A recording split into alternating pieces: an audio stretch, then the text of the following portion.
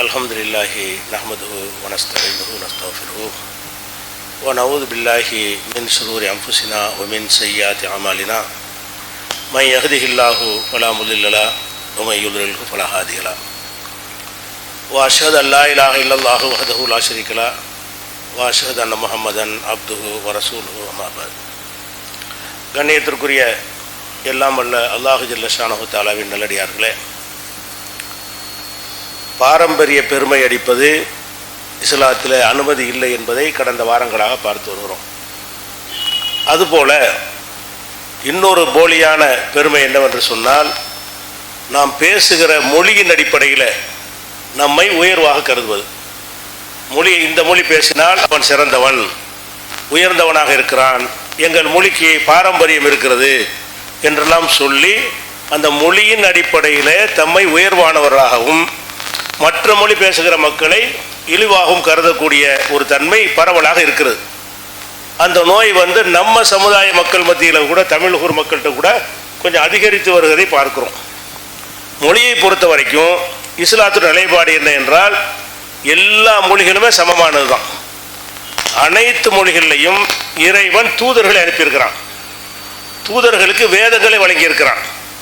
அந்த தூதர்கள் எந்த மொழி பேசியிருப்பார்கள்? எந்த பகுதியில் அனுப்பப்பட்டார்களோ அந்த பகுதியில் உள்ள மொழியைத்தான் பேசியிருப்பார்கள். அவர்களுக்கு வழங்கப்பட்ட வேதம் எந்த மொழியில இருக்கும்? அவங்க எந்த மொழி பேசுகிற மக்களுக்கு அனுப்பப்பட்டார்களோ அந்த மொழியில தான் வேதமும் இருக்கும். அப்ப அல்லாஹ்வுடைய வேதம் உலகத்தில் எல்லா மொழிகளுக்கும் கொடுக்கப்பட்டிருக்கிறது. எல்லா மொழிகளுக்கும் இறைவன் தூதர்களை அனுமதித்திருக்கிறான். இதை திருக்குர்ஆனில் கூட அல்லாஹ் சொல்லி காட்டுகிறான். ஒமா அர்சல்னா மிர் ரசூலின் இல்லா பிலிசானி கௌமிஹி. எந்த ஒரு தூதரை நம்ம அனுப்பினாலும் அந்த சமுதாயம் என்ன மொழி பேசுகிறார்களோ அந்த மொழி பேசக்கூடியவராகத்தான் தூதரை அனுப்பினோம். தமிழகத்திற்கு ஒரு தூதரை அனுப்புவதாக இருந்தால் அவர் தமிழ் பேசுவராக இருக்கணும். அப்போதான் தமிழ் மக்களுக்கு புரிய வைக்க முடியும். அதே மாதிரி ஒவ்வொரு மொழி பேச மக்களுக்கும் இறைவன் பல தூதர்களை அனுப்பியிருக்கிறான். இறுதியாக முஹம்மது ஸல்லல்லாஹு அலைஹி வஸல்லம் அனுப்புனதுனால அவங்களுக்கு பிறகு தூதர் வரல. முஹம்மது ஸல்லல்லாஹு அலைஹி வஸல்லம் கடைசி நபி என்ற காரணத்தினால் அவங்களுக்கு பிறகு உலகத்தில் தூதர் இல்லை. ஏதாவது ஒரு மொழியில தான் அனுப்ப வேண்டும் என்பதற்காகத்தான் அரபு மொழியில் அனுப்பினானே தவிர, அரபி தான் உலகத்தில் சிறந்த மொழி, அந்த மொழி தான் தேவ பாஷை என்பதற்காக அனுப்பப்படவில்லை. அப்படி இருந்திருந்தால் எல்லா மொழி பேசக்கூடியவர்களுக்கு தூதர் அனுப்பியிருக்க மாட்டான். எல்லா மொழி பேசுகிற வேதங்களை அல்லாஹ் அனுப்பியிருக்க மாட்டான். அப்போ இஸ்லாத்தினுடைய பார்வையில் எந்த மொழி பேசினாலும் அது அனைத்துமே இறைவனால் விரும்பத்தக்க ஒரு மொழி தான். இந்த மொழியை நான் பேசுகிறேன் என்ற காரணத்தினால் சிறப்பு இருக்கிறது சொல்லவே கூடாது. ரசூல் ஸல்லல்லாஹு அலைஹி வஸல்லம் அவர்கள் தம்முடைய இறுதி பேருரையில், ஹஜ்ஜில் இறுதி பேருரை நிகழ்த்துகிறார்கள். அதில் 23 வருஷம் செஞ்ச சாராம்சத்தை எல்லாம் சாறு பிழிந்து மக்களுக்கு சொல்லும் பொழுது அதில் முக்கியமாக சொன்ன போதனை என்ன? லா ஃபضل அரபியின் அலா அஜமியின். அரபு மொழி பேசுகிற யாருக்கும் வேற மொழி பேசுகிற மக்களை விட சிறப்பு கிடையாது. நீங்கள் அரபியர்கள், நீங்கள் சிறந்தவர்கள் என்று உங்களை நினைக்காதீர்கள். வேற மொழி பேசுகிறவர்களை விட உங்களுக்கு மொழியால் எந்த சிறப்பும் கிடையாது என்று இறுதி பேருரையில் அந்த மக்களுக்கு சொன்னார்கள். இந்த மொழி வரியில எந்த மொழிக்காரரை மிஞ்சக்கூடியவர்கள் அரபிகள். ரசூல் ஸல்லல்லாஹு அலைஹி வஸல்லம் காலத்தில் மொழி வரியின் உச்சமே அவங்களுக்கு தான். மொழி வரிக்கு உதாரணம் காட்டுறான். அதனால்தான் வேற மொழி பேசுகிறவர்களுக்கு அவர்கள் அஜமின்னு சொன்னார்கள். அஜமினா ஊமை. அதான் நம்ம பாஷையெல்லாம் ஒரு பாஷையை ஏற்றுக்கிற மாட்டாங்க. அரபிக்கு எதிர்ப்பதை என்னன்னு கேட்டால் அஜமி. அஜமின்னா கால்நடைக்கு சொல்லுவாங்க, ஊமைக்கு சொல்லுவாங்க. அப்போ கால்நடைகள் ஒரு கத்துமுல அது மொழின்னு எடுத்துக்கிறோமா? அந்த மாதிரி தான் உலகத்தில் உள்ள எல்லா பாஷை பேசக்கூடிய மக்களும் என்று அவர்களுடைய நம்பிக்கை இருந்த காரணத்தினால்தான் அரபிக்கு எதிர்ப்பதமாக அஜமின்னு சொன்னார்கள். அவ்வளவு மொழிவரி பிடித்த மக்களை பண்படுத்தித்தான் ரசூல் ஸல்லல்லாஹு அலைஹி வஸல்லம் சொல்றாங்க, நீங்க அப்படி சிறப்பு கொண்டாடாதீங்க, இதை வச்சு பெருமை அடிக்காதீங்க, மொழியினால் ஒருத்தர் சிறப்பு அடைய முடியாது என்பதை தெள்ள தெளிவாக சொல்லிவிட்டார்கள். இன்னும் சொல்ல போனால் இந்த பல மொழிகள் உலகத்தில் இருக்கிறது இறைவன் இருக்கிறான் என்பதற்கு அத்தாட்சி என்று அல்லாஹ் சொல்லி காட்டுகிறான். இஹ்திலாஃப் அல்சினத்திக்கும் வால்வானிக்கும். அவனுடைய அத்தாட்சிகளில் ஒன்றுதான் உங்களுடைய மொழிகள் வேறுபட்டு இருப்பது. இந்த மொழி உண்டாகி இருக்க முடியாது. அறிவு பிரகாரம் சிந்திச்சிங்கன்னு சொன்னால், நம்ம ஆதமுடைய மக்கள், ஆதம் என்ன மொழி பேசினாரு? அது அவங்க பிள்ளை பேசியிருப்பாங்க, அது அவங்க பிள்ளை பேசியிருப்பாங்க, அது அவங்க பிள்ளை பேசியிருப்பாங்க. கடைசி வரைக்கும் ஒரு மொழி தான் இருக்கணும். இப்போ நம்ம தகப்பனார் தமிழ் பேசுகிறோம், நம்ம தமிழ் பேசுகிறோம். நம்ம பிள்ளைகள் தமிழ் பேசுவாங்க, அவங்க பிள்ளைகள் தமிழ் பேசுவாங்க. இப்படி ஒரே ஒரு ஜோடி அல்லாஹ் படைத்திருக்கும் போது ஆதம் அலைஹிஸ்ஸலாம் என்ன பாஷை பேசினார்களோ அந்த ஒரு பாஷை தான் பிள்ளைகள்கிட்ட பேசியிருப்பாரு. அந்த பிள்ளைகள் அவங்க பிள்ளைகிட்ட பேசியிருப்பாங்க. அப்போ கடைசி வரைக்கும் அந்த ஒரு மொழி தான் இருக்க வேண்டும். நீங்க சிந்தித்து பார்த்தால் பல மொழி வர சான்ஸே இல்லை. ஆனால் அல்லாஹ் என்ன செய்யறான், நான் வேணும்னு செஞ்சாங்கிறான். பல மொழிகளை உண்டாக்க லாஜிக் இல்லாவிட்டாலும் பல மொழிகளை உண்டாக்கி இருப்பது நான் ஒருத்தன் இருக்கிறதுக்கு ஆதாரம். இறைவன் ஒருத்தர் இருந்து செய்யவில்லை என்று சொன்னால் உலகம் பூரா ஒரு மொழியாகத்தான் இருக்கும். ஏன்னா ஒரு மொழி பேசக்கூடிய வாரிசுகள் அந்த மொழியில் தான் இருப்பார்கள். அது அல்லாஹ் தன்னுடைய அத்தாட்சி ஆயாத்திகி, அல்லாஹுடைய அத்தாட்சிகளில் உள்ளதுதான் இஃப்திலாஃபு அல்சினத்திக்கும், உங்களுடைய மொழிகள் மாறுபட்டு இருப்பதும் ஒரு அல்லாஹ் செஞ்ச வேலை. இறைவன் ஒரு இருந்து இதை செய்கிறான், இப்படி அல்லாஹ் சொல்லி காட்டுகிறான். அதனால பல மொழிகள் இருக்க வேண்டும் என்று அல்லாஹ் விரும்பி அனைத்து மொழிகளுக்கும் மரியாதை கொடுத்துத்தான் அல்லாஹ் அந்தஸ்தை வழங்கி இருக்கிறான். இதற்கு மாற்றமாக என்ன செய்யறாங்கன்னு கேட்டா, இந்த மொழி பேசினா நான் சிறந்தவன் என்கிற ஒரு சிந்தனை தமிழர்கள் மத்தியிலும் இருக்கிறது, அரபியர் மத்தியில் இன்னைக்கும் இருக்கிறது. இவ்வளவு பண்பட்டு வந்த பிறகு கூட அரபு சமுதாயத்தை எடுத்துக்கிட்டீங்கன்னு சொன்னா அவனுக்கு இன்னைக்கும் மொழிவரி இருக்குது, உச்சத்தில் இருக்குது. நகுனு அரபுன்னு தான் சொல்லுவான். எகிப்து இஸ்ரேல் போர் வரும்போது கூட நாமெல்லாம் முஸ்லீம்கள் என்று ஒன்று திரட்டல, நாமெல்லாம் அரபிகள் என்றுதான் ஒன்று திரட்டுகிறோம். அந்த அரபிகள் என்கிற அந்த மொழியால் பெருமை அடிக்கக்கூடிய ஒரு தன்மை அரபுகள்கிட்ட அதிகமாக இருக்கிறது. ஆனால் இஸ்லாத்தில் கிடையாது. இஸ்லாத்தின் அடிப்படையில் அரபு மொழி குர்ஆன் அருளப்பட்டு இருந்தாலும் அதுதான் உயர்ந்த மொழி என்று ரசூல் ஸல்லல்லாஹு அலைஹி வஸல்லம் சொல்லலை. இன்னும் சொல்ல போனால் மொழிகளை பொறுத்த வரைக்கும் எல்லா மொழியும் சமமாக இருக்காது. நிச்சயமாக வித்தியாசம், அதை மறுக்க முடியாது. சில மொழிகளுக்கு நீண்ட கால பாரம்பரியம் இருக்கு, எப்போ தோன்றியது என்று தெரியாது. அப்படிப்பட்ட மொழிகளும் இருக்கிறது.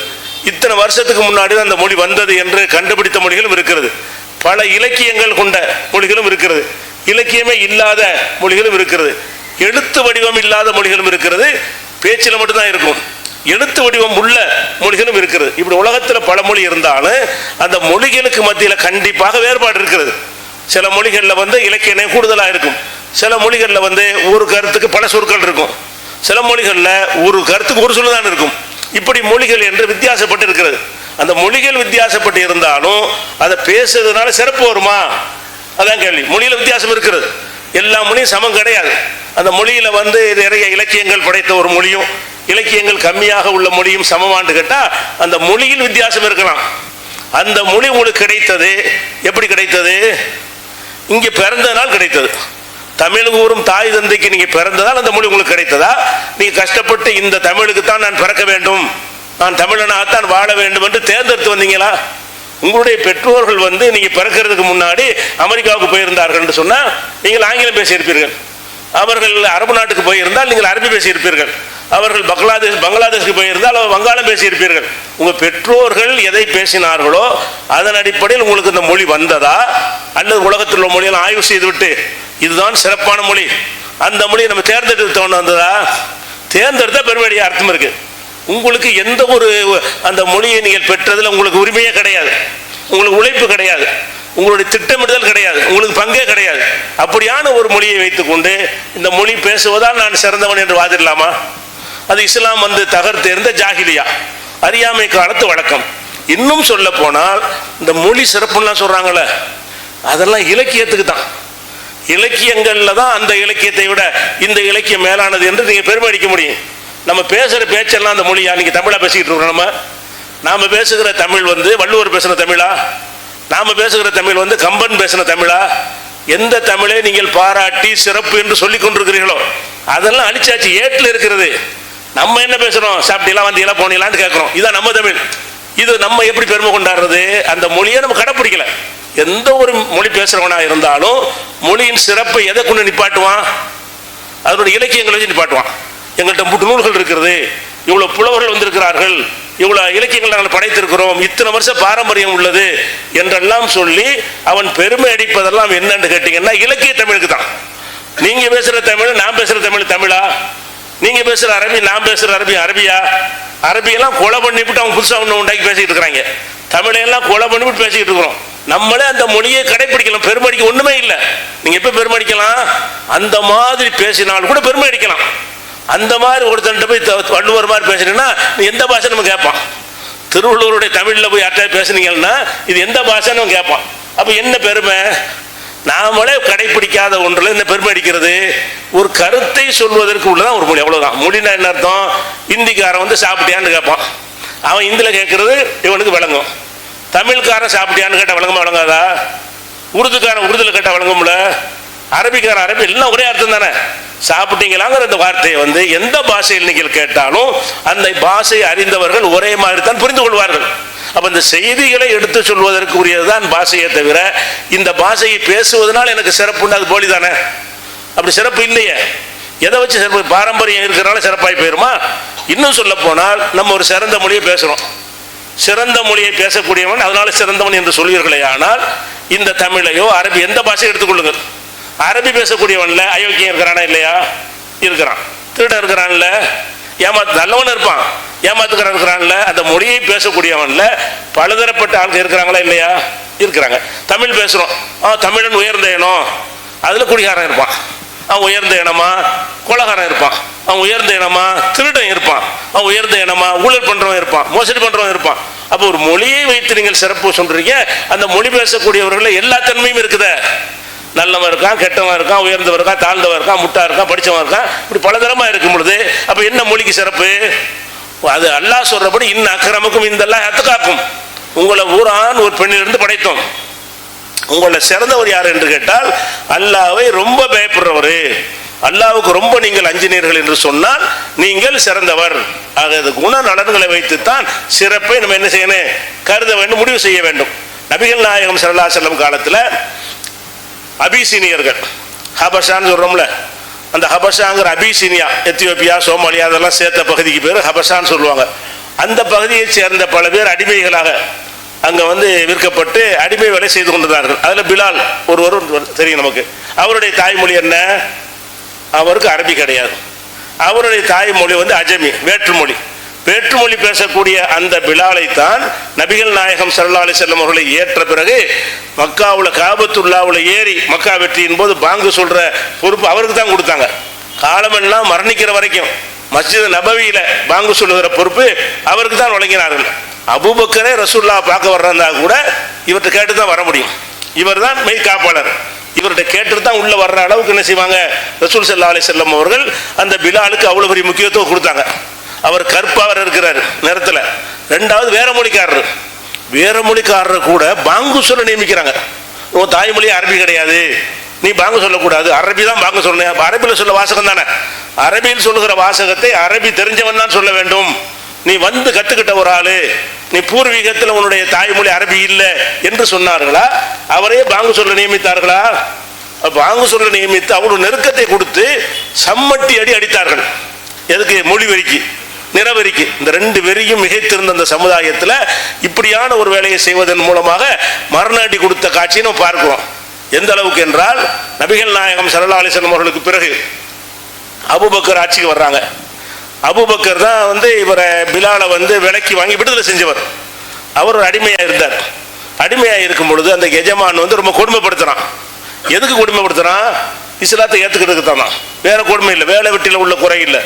இஸ்லாத்தை ஏற்றுக்கொண்ட காரணத்தினால் நீ இந்த லா இலாஹ இல்லல்லாஹ் சொல்லாத, உன்னை நான் ஒன்றும் செய்ய மாட்டேங்கிறான். அவர் முடியாது, அகது அகதுங்கிறாரு.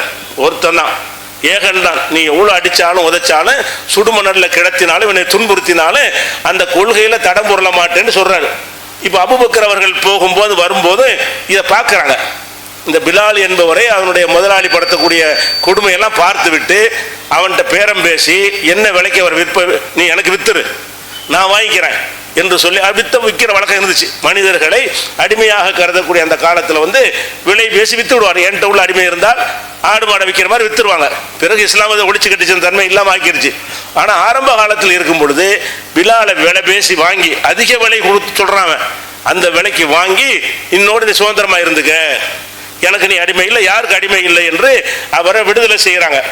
விடுதலை செஞ்சதுக்கு பிறகு உமர் ரலியல்லாஹு அன்ஹு ஆட்சிக்கு வர்றாங்கல்ல, அப்ப சொல்றாங்க உமர் ரலியல்லாஹு அன்ஹு அவர்கள் பிலாலை பத்தி, என்னுடைய செய்யுது தலைவர், அது தக்க செய்யுதுனா, எங்களுடைய தலைவர் யார்? அபூபக்கர் சொல்றாங்க, செய்யுதனா எங்களுடைய தலைவர் பிலாலை விடுதலை செஞ்சார், செய்யுதுங்கிறாங்க.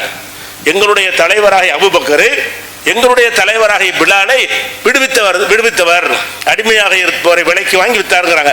அப்ப உமர் வந்து அபூபக்கரையும் செய்துன்னு சொல்ல முடியுது, இந்த அடிமையா இருந்தார் பிலால், அவரையும் செய்யுதுங்கிறார். செய்யுதுன்னா தலைவர், எங்களுக்கெல்லாம் ஒரு முன்னோடி. நாங்கள்லாம் இஸ்லாத்துக்கு வருவதற்கு முன்னாடி இஸ்லாத்தை ஏற்று தியாகம் செய்த முன்னோடி அவர் என்ற காரணத்தினால் அபூபக்கரும் எங்களுக்கு செய்யுது தலைவர், இந்த பிலாலும் தலைவர். இந்த தலைவரை அந்த தலைவர் விடுதலை செய்தார் என்று அதை பெருமையாக சொல்லி காட்டுறாங்க. அப்ப அந்த உள்ளத்தில் எப்படியான எண்ணத்தை விதைச்சிருக்குது இஸ்லாம் அந்த மொழி அடிப்படையில், நிற அடிப்படையில் யாரும் தாழ்த்தக்கூடாது, எல்லாரும் சம அந்தஸ்தில் உள்ளவர்கள் தான் என்பதை நிலைநாட்டிய காட்சியை பார்க்கிறோம். அப்ப இந்த மாதிரி நபிகள் நாயகம் ஸல்லல்லாஹு அலைஹி வஸல்லம் அவர்கள் உருவாக்கின சமுதாயத்தில் மொழியை அடிப்படையாக வைத்து பெருமை அடித்தலுக்கு எந்த ஒரு இடமும் கிடையாது.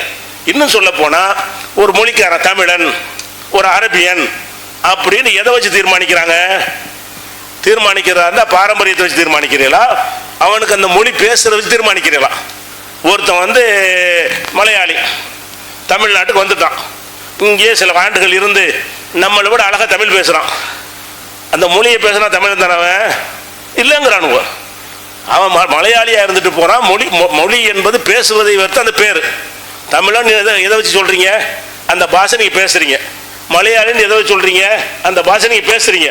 அந்த பாஷையை பேசினவன் தான் தமிழன் மலையாளி என்று சொல்வதாக இருந்தால், இன்றைக்கு எப்படி ஒரு நோய் வந்து விட்டது என்று சொன்னால், தமிழனுக்கே பிறந்த தமிழனாவே இருக்கட்டும், அவன் வெளிநாடுக்கு போய்விட்டான், மொழியை மறந்து விட்டான், அவன் பிள்ளைகளை எல்லாம் ஆங்கிலமே பேசக்கூடிய மாற்றி விட்டான், அவன் தமிழனா?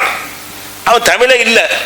தமிழை விட்ட ஒளிஞ்ச ஜாதி மாதிரி பார்க்குறாங்க. தமிழன் என்பது ஒரு ஜாதி, தமிழன் என்று ஒரு இனம் உண்டு, தனியே அவருக்கு ஒரு குணம் உண்டுன்னு சொல்றாங்க. தமிழன் ஒரு இனமா? அது பல இனங்கள் இருக்கிறது. இந்த தமிழனுக்குள்ளேயே பல ஜாதி இருக்கா இல்லையா? பல மதம் இருக்காங்களா இல்லையா? அப்ப ஒரு ஜாதி, ஒரு இனம், ஒரு குலத்துக்குள்ள பேரே கிடையாது தமிழன் என்பது. இன்னைக்கு தமிழன்கிற ஒரு பேர் எப்படி இஸ்லாமியர்கள் மத்தியில் ஊட்டப்படுதுன்னு கேட்டா, அன்றைக்கு அரபிகள்கிட்ட இருந்துச்சு அந்த மாதிரியான ஒரு வெறி இன்றைக்கு ஊட்டப்பட்டு கொண்டிருக்கிறது. தமிழன் என்ற பெருமையாக, நான் தமிழன்டா என்று பெருமையாக சொல்லக்கூடிய அளவில் எல்லாம் இருக்கிறது. இதை வச்சு பெருமை அடிக்காதீங்க. இந்த பெருமை, எல்லா பெருமையும் தடுக்கப்பட்டதுதான். இது போலி பெருமை, இது ஒரு குவாலிஃபிகேஷன் கிடையாது. தமிழன் என்பது, மலையாளி என்பது ஒரு தகுதி கிடையாது. நீங்கள் அந்த மொழியில் பிறந்து விட்டீர்கள். அப்ப தமிழன் என்றால் யாருன்னு கேட்டா அதுக்கு இலக்கணம் சொல்ல முடியல. என்ன இலக்கணம் சொல்றாங்க? தமிழனுக்கு பிறந்திருக்கணும்.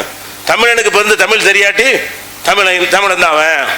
அது எப்படி தமிழன் ஆவான்? உங்க இலக்கணப்படி தமிழ் பேசல, தமிழ் தெரியல, அவன் கொள்ளு பாட்ட தமிழனா இருந்தான், அவன் தமிழனுக்கு வேணான்ட்டு விட்டுட்டு போயிட்டான்.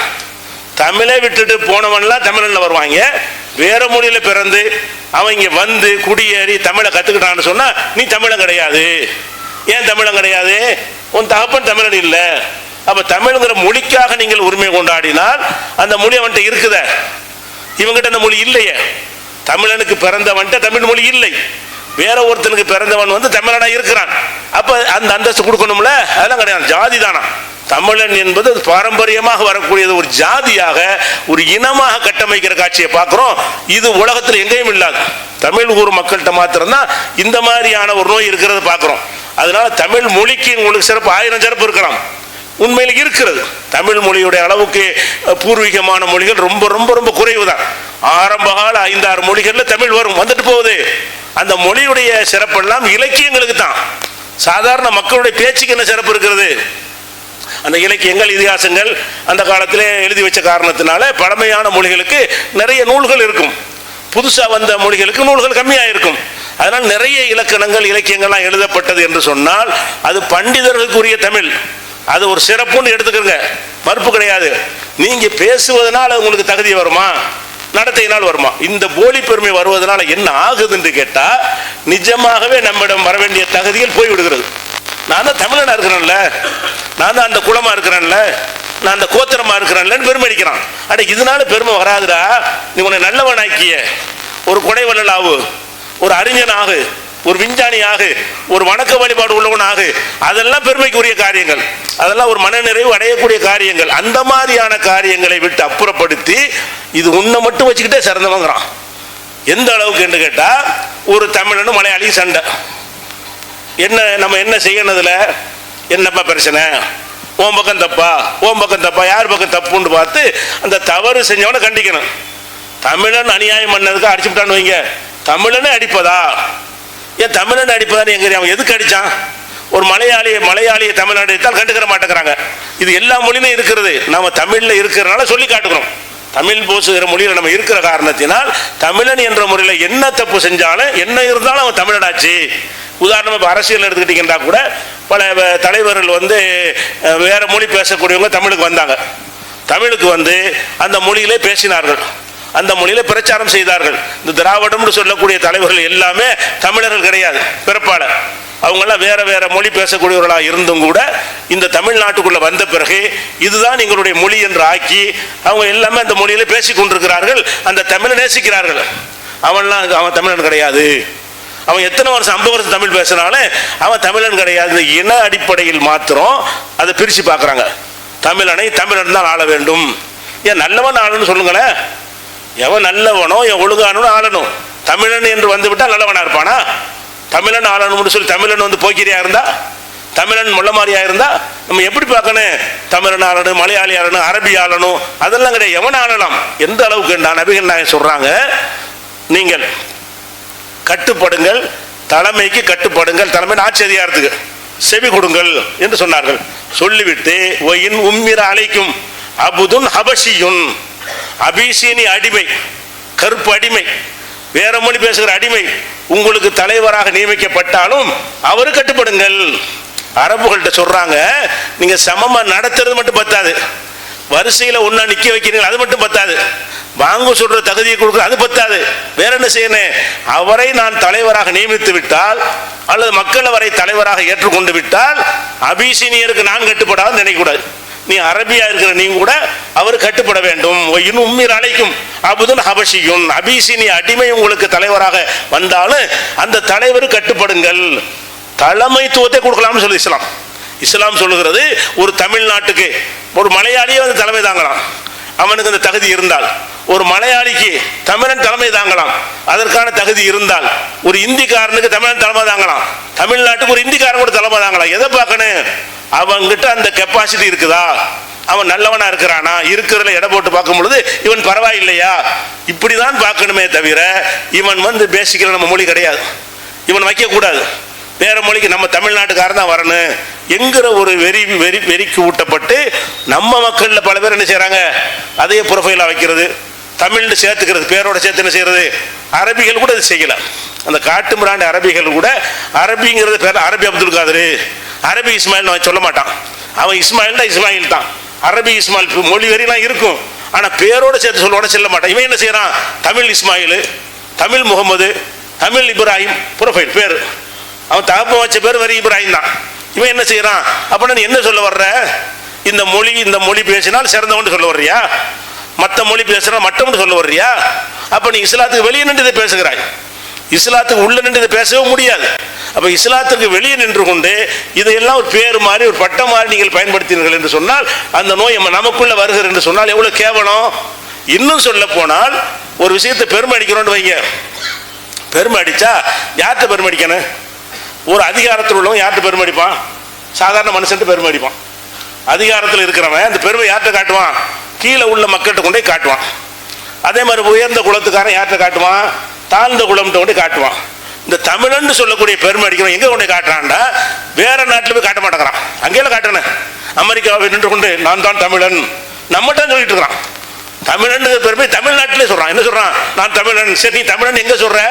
கர்நாடகாவில் சொல்லிப்பாரு. நான் இல்லைங்கிறான், பேர் போல மாத்தலாம். கர்நாடகாவில் பேர் வைக்கும் போது தமிழ்ல வச்சு அடிச்சு விடுவாங்க. அவ பெருமை அடிக்கிறதுனா இதான் தனக்குள்ள அடிக்கிற பெருமை. இது பெருமைன்னு அடுத்தவன்ட்ட உயர்வாக்குறதுக்கு தான் அடிக்கிறேன். எங்க வேணா அந்த சொல்லுவியா நீ?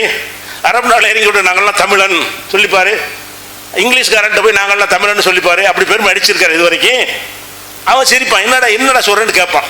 அப்ப இந்த பெருமையெல்லாம் யார்கிட்ட அடிக்கிறாங்கன்னு கேட்டா நம்மளுக்குள்ள அடிச்சுக்கிறான். நம்ம எல்லாரும் தமிழன் தான், நம்மகிட்ட வந்து நம்ம எல்லாம் தமிழ் ஒரு பெருமையை உண்டாக்குறிய. பெருமைண்டாலே இன்னொருத்தன் முன்னிலை எடுத்து வைக்கிறதான பெருமை. இந்த பாஷை பேசாத மக்கள்கிட்ட போய் நின்று கொண்டு நாங்கள் தமிழன், நீங்கள் தமிழன் இல்ல, இவன் யாரு தமிழன்கிறான்? தமிழன் வந்துகிட்டு தமிழன்கிறான். எவ்வளவு பெரிய ஒரு அறியாமையின் பக்கம் நம்ம மக்களை வந்து இழுத்து செல்றாங்கன்னு பாருங்க. அதனால இந்த மொழி அடிப்படையில் கடுகளவுக்கு முக்கியத்துவம் கிடையாது. எல்லா பாஷையும் அல்லாஹ்வுடைய பாஷை தான் என்பதை என்ன செய்யணும், நம்ம புரிந்து கொள்ள வேண்டும். இப்ப அல்லாஹ்விடத்தில் பிரார்த்தனை செய்யறோம்.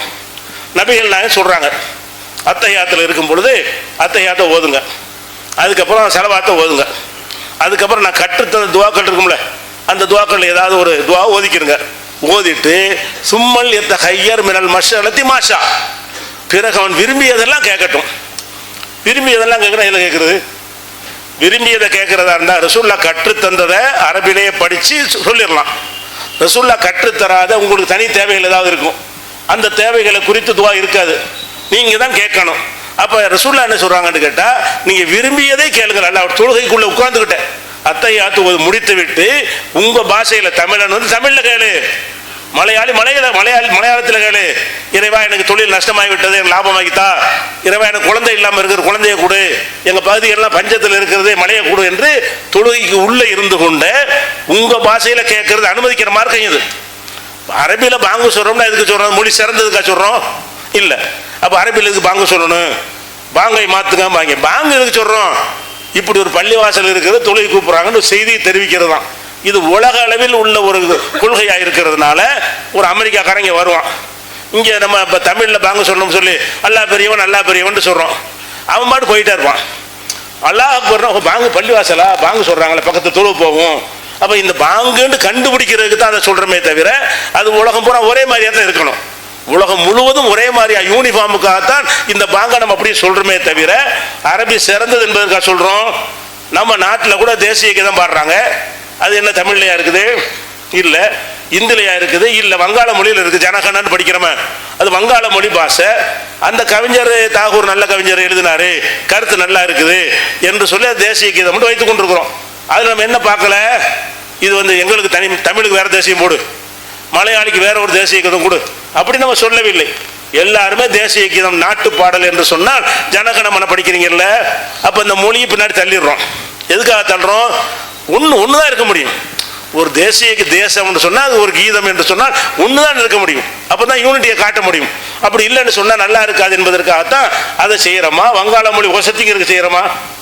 வங்காள மொழியில் தேசியங்கீதம் பாடினதுனால வங்காள மொழி டாப்புன்னு அர்த்தமா? இல்லை. அந்த மொழியில் எந்த சொல்லுமே நமக்கு தெரியாது. வங்காள மொழியில் இந்திலையா 4 சொல்லு தெரியுமே தவிர வங்காள மொழியில் ஏதாவது ஒரு சொல்லு நமக்கு தெரியுமா? ஒன்றுமே தெரியாது. ஆனால் அந்த ஜனகணமன சொல்லு மட்டும் தெரிகிறது, அதை படிக்கிறோம். அப்போ இந்த மாதிரியான அடிப்படையில் தான் இஸ்லாத்தில் வந்து இந்த பாங்குகளும் அரபியில் இருக்கிறது. நீங்கள் மட்டும் அரபியில் பாங்கு சொல்றீன்னு கேட்பாங்க. அரபியருக்கு சொல்லவில்லை, நாங்கள் ஒரு தூதரை ஏற்றுக்கொண்டிருக்கிறோம். அவர் கற்றுத்தந்த சொல்லை மாற்றக்கூடாது. அரபியில் கூட வேற ஒரு சொல்ல போட்டு மாற்றக்கூடாது. அரபிங்கிறக்கா இல்லை. இந்த அல்லாஹ் அக்பர்னு இருக்கிறது, அல்லாண்டாலும் ரஹ்மான்டாலும் ஒன்று தானே. அல்லாவுடைய இன்னொரு பேர் என்னது? ரஹ்மான். பாங்கு சொல்லும் போது அர் ரஹ்மான் அக்பருங்கிறான், ஏற்றுக்குறோமா? அரபியில் தான் சொல்கிறான். அரபி மேட்ரு கிடையாது, நபிகள் சொன்னது சொல்லணும். நீ அரபியில் கூட வேற வார்த்தையை சொல்ல முடியாது.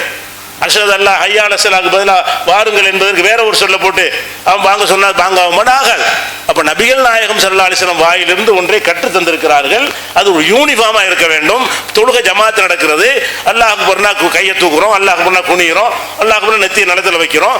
இதுல ஏன் அரபியில் சொல்றீங்கன்னு கேட்டால், இஸ்லாம் வந்து அரபு நாட்டோடு நிற்கிற மார்க்கமாக இருந்தால் அப்படி கேள்வி கேட்கலாம். இது உலகத்துக்கெல்லாம் உள்ள மார்க்கம். உலகம் போகும்போது ஒரு இமாம் தொழுவிக்கும் போது பல பாஷக்காரன் நிற்பான். அப்போ என்ன சொன்னால் குனியணும் என்பதற்கு ஒரே யூனிஃபார்ம் இருக்க வேண்டும். நான் இராணுவத்தெல்லாம் பயிற்சி கொடுக்கும் என்ன செய்வாங்க? லெஃப்ட் ரைட்டு வாங்கல்ல, அது போய் வலது இடதுன்னு சொல்லுவானா? லெஃப்ட் ரைட்டு தான் சொல்லுவான். லெஃப்ட்னா இடது, ரைட்டுனா வலதுன்னு சொல்லி அதை சொல்லி மார்ச் பண்ண முடியுமா? முடியாது. அது சொல்லக்கூடியது பலரும் கலந்திருக்கக்கூடிய ஒரு விஷய, சமுதாயத்துக்கு ஒரு செய்தி சொல்வதாக இருந்தால் ஏதாச்சும் ஒரு மொழியில் சொல்லணும். அது முகமது நபிக்கு தெரிஞ்ச மொழி அரபி, அதனால அந்த மொழியை சொல்லிட்டாங்க. அதை யூனிட்டுக்காக ஏற்றுக்கொள்றோமே தவிர அது உயர்வு என்பதற்காக ஏற்றுக்கொள்றோம் கிடையாது. உயர்வற்றது சமமான மொழி என்ற அடிப்படையில் தான் அதை நம்ம கருதுகிறோம். இதை புரிந்து இந்த மொழி வெறியை தூக்கி எறிந்த நன்மக்களாக அல்லாஹ் நம்மை ஆக்கி அருள்வானாக. அஸ்ஸலாமு அலைக்கும்.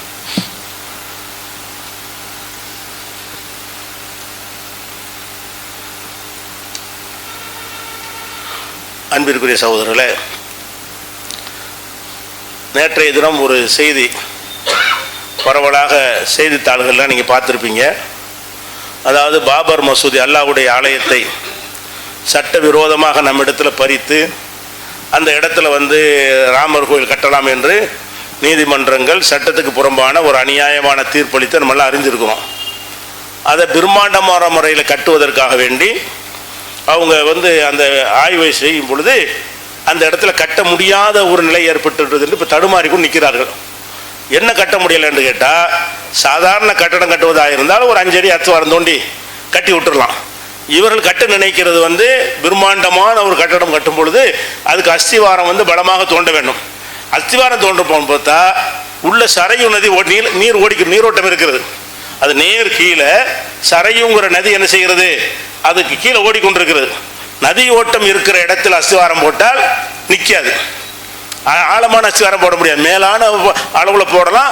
அது உயர்ந்த கட்டடங்களுக்கு சரி வராது. சும்மா சாதாரண கட்டடங்கள் போடலாம். அந்த காலத்துல இந்த பாபர் மசூதி மாதிரி கட்டினா ஓகே. இவர்கள் பெரிய கனவு திட்டம் போட்டு உள்ள ஆய்வு செய்ய போகும் பொழுது ஒரு சரையு நதி ஓடுகிறது, இதுக்கு ஏதாவது தொழில்நுட்ப வல்லுநர்கள் வந்து எங்களுக்கு ஆலோசனை தாங்க, இதை எப்படி செய்யலாம், இப்படி இருக்கிறது என்ன செய்யலாம் என்று ஆலோசனை கேட்குற அளவுக்கு அல்லாஹ் அங்கே ஒரு செக் வச்சிருக்கிறான். வைக்கலாம் நினைக்கக்கூடிய நேரத்தில் அல்லாஹ் நாடினால் நம்ம இறைவன் வந்து எந்த மாதிரி கொரோனா வச்சு செய்கிறான்ல, பாடங்கள் கற்றுக்கூட நிறைய பேர் இருக்கு. அந்த மாதிரி அல்லாஹ் நாடினால் இன்னும் பல இடையூறுகளை செஞ்ச வெற்றி பெற்ற நினைத்து கொண்டிருக்கிறார்கள்.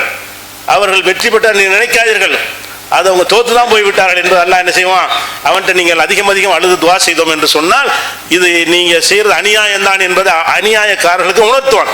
அது ஆர்வமாக கட்ட போனவர்கள், பணம் இருக்கிறது, அதிகாரம் இருக்கிறது, எல்லாம் இருக்கிறது, தோண்ட முடியல.